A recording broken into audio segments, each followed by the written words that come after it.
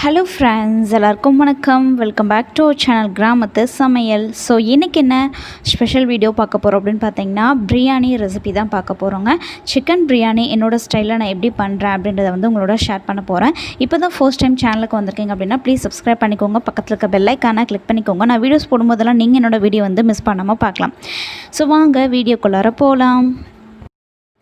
So biryani செய்கிறதுக்கு வந்துட்டு ஒரு 5 டேபிள் ஸ்பூன் அளவுக்கு வந்து நான் குக்கிங் ஆயில் வந்து சேர்த்துக்கிறேன். நெய் இருந்துச்சு அப்படின்னா கூட நீங்கள் அது கூட ஒரு டேபிள் ஸ்பூன் அளவுக்கு சேர்த்துக்கலாம்.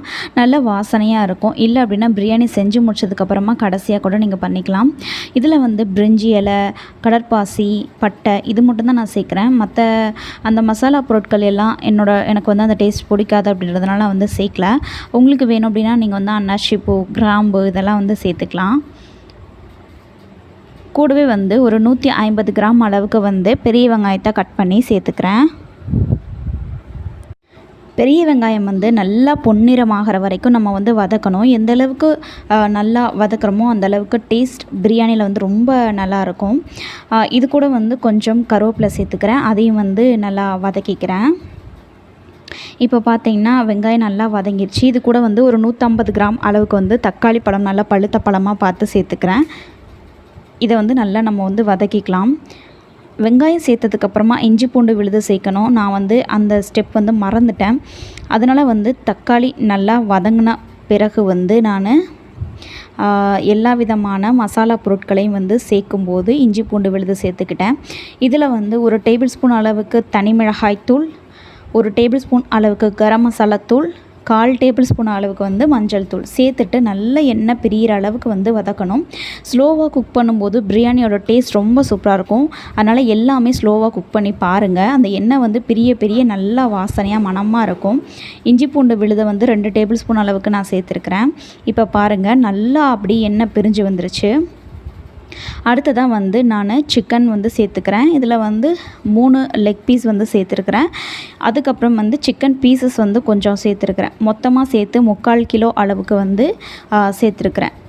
ஏன்னா நமக்கு வந்து கொஞ்சம் கொஞ்சம் பீசஸ் இருந்தால் தான் நம்ம சாப்பிடும்போது இன்னும் வந்து அது நல்லாயிருக்கும். அதனால தான் இப்போ இந்த சிக்கன் சேர்த்துட்டு நல்லா எல்லாத்தையும் மிக்ஸ் பண்ணி விட்டதுக்கப்புறமா ஒரு 2 டேபிள் ஸ்பூன் அளவுக்கு தயிர் சேர்த்துருக்குறேன். தயிர் சேர்த்துட்டு நல்லா மிக்ஸ் பண்ணி விட்டுக்கலாம். நீங்கள் வந்து சிக்கனை ஃபஸ்ட்டே வந்து மஞ்சள், உப்பு, தயிர் இதெல்லாம் சேர்த்து ஊற வச்சுட்டு சேர்த்தா கூட இன்னும் டேஸ்ட் ரொம்ப நல்லாயிருக்கும். பட் எனக்கு டைம் கிடைக்காதனால நான் வந்து இந்த மாதிரி பண்ணிக்கிட்டேன். எல்லாத்தையும் சேர்த்து மிக்ஸ் பண்ணி க்ளோஸ் பண்ணி ஒரு 5 நிமிஷம் வரைக்கும் அப்படி குறைவான தீயிலே வந்து வேக வச்சிட்டேன். அது வந்து நல்லா வெந்து அதே சமயத்தில் அந்த தண்ணியும் வந்து நல்லா பிரிஞ்சு வந்துருச்சு.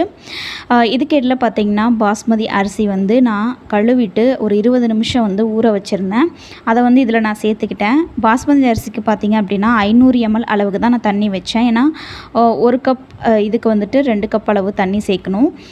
ஆல்ரெடி வந்து நமக்கு அந்த சிக்கன் பீசஸில் வந்து தண்ணி விடும். அதனால் கண்டிப்பாக கொஞ்சம் குறைச்சே ஊற வச்சுக்கலாம். வேணும்னா நம்ம சேர்த்துக்கலாம் அப்படின்றதுனால நான் கொஞ்சம் குறைச்சி தான் வச்சுருந்தேன்.